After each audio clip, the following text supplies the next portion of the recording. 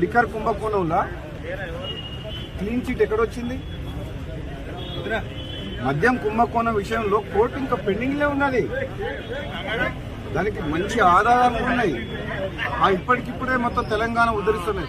తెలంగాణ సంగతి తర్వాత కానీ మేము చాలా మంది నువ్వు తీసుకునేటోళ్ళు, కానీ ఫస్ట్ నువ్వు ఆ కేసులకి ఎట్లా బయటపడుతూ అది తీసుకో ఫస్ట్. అది ఇంకా కేసు క్లోజ్ కాలేదు. నిజంగా ఈ రాజకీయ పార్టీ పెట్టడం అంటే అంతకుముందు గతంలో ఒకసారి కేసీఆర్ అన్నట్టు పార్టీ పెట్టడం అంటే పాండవ పెట్టినట్టు అయిపోయింది.